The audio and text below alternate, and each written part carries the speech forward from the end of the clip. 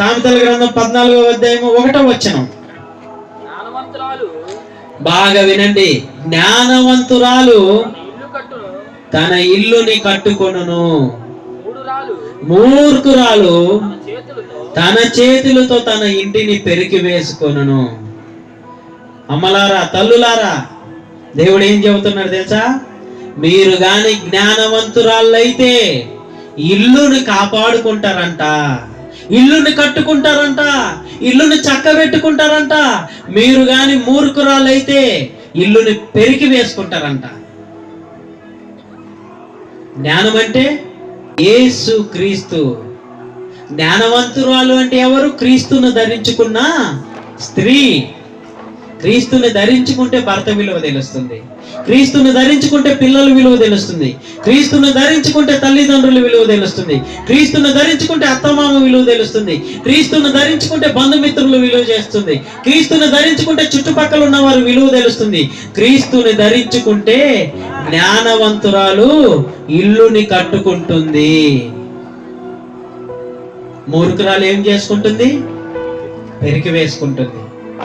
చాలా కుటుంబాలలో పురుషుడు దగ్గరని స్త్రీలు రెచ్చిపోతా ఉంటారు. అయితే దేవుడు ఏం చెబుతున్నాడంటే, త్వరలో కుటుంబాన్ని పెరికి వేసుకునే పరిస్థితికి వస్తుంది. జ్ఞానంగా ప్రవర్తించు. నీకెందుకు ఇచ్చాడో దేవుడు కుటుంబాన్ని ఆలోచించు. ఎందుకు నేను తల్లిని తండ్రిని వదిలేసి ఏక శరీరులుగా ఉండమన్నాను? భార్య భర్తలు మీరు గ్రహించండి. ఏదో టైం పాస్ కి యూజ్ అండ్ త్రో మెంటాలిటీతో కాదు మీకు ఇచ్చింది, పెళ్లి చేసింది తీసుకెళ్లి కాల్ చేస్తానంటున్నాడు దేవుడు, నరకంలో పడేసి. తెలుసా? జ్ఞానవంతురాలు లోబడి ఉండాలి. జ్ఞానవంతురాలు చక్కని మనసుతో ఉండాలి, చక్కని ఆలోచనతో ఉండాలి. భర్తకి చేయాల్సిన సాయం చేయాలి, భర్తకి ఇవ్వాల్సిన విలువ ఇవ్వాలి. ఏందిలే వాడేందిలే అన్నట్టు గర్వంగా ఉంటారు ఈరోజు స్త్రీలు. అందుకే నీకు సంతోషం ఉండదు, అందుకే నీకు సమాధానం ఉండదు. ఒక్కసారి నిజంగా జ్ఞానంగా ఆలోచించి దేవుడు చెప్పిన మాటలకి నీ భర్తకి లోబడి ఉండు. నిజంగా నీ భర్త నిన్ను కౌగిలించుకుపోతేనన్నాడు. ఆమేన్. వద్దు, మూర్ఖంగా ప్రవర్తించకండి. జ్ఞానవంతురాలు తన ఇంటిని కట్టుకొనును.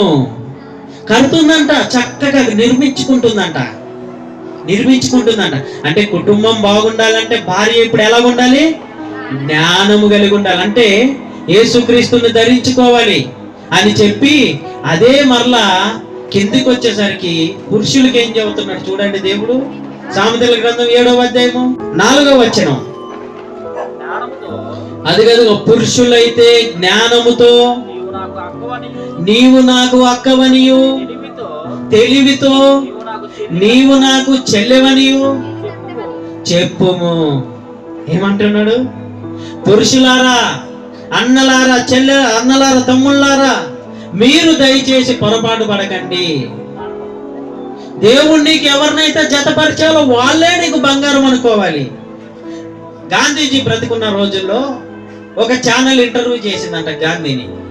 గాంధీ గారు, మీరు ఇంత పెద్దవాళ్ళు కదా, నీ చుట్టూ ఇంతమంది స్త్రీలు ఉన్నారు కదా, అబామాను కూడా పెట్టుకొని తిరిగారు కదా, మీరు ఎందుకు మరి మీరు ఇంత పరిశుద్ధంగా ఉండగలుగుతున్నారు తప్పు చేయకుండా? అంటే ఆయన ఇచ్చిన సమాధానం ఏంటంటే, గాంధీజీ ఆయన ఏమన్నాడంటే, ప్రపంచంలో ఉన్న స్త్రీలందరికంటే నా భార్య నాకు అందంగా కనపడుతుంది కనుక ఇంకెవరి మీదకి నా మనసు పోదన్నాడంట. అబ్బా,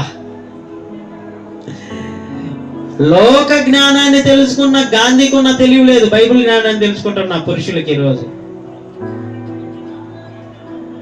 ఎందుకండి సంఘాలకు వచ్చేది? ఎందుకండి సంఘాలకు వచ్చేది? దేవుని జ్ఞానం నేర్చుకుని క్రీస్తుని ధరించుకోవటానికి కదా. ఇక్కడ ఏమంటున్నాడు?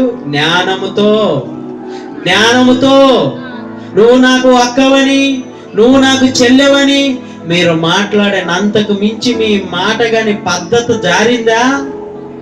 మీరు ఇష్టం వచ్చినట్టు మాట్లాడారా? స్వాతంత్రము స్వేచ్ఛనిచ్చిందని స్త్రీ, అయితే మిమ్మల్ని పట్టుకుంటాడు దేవుడు. అందుకేమంటున్నాడు? జ్ఞానవంతురాలు ఇల్లును కట్టుకుంటుందంట.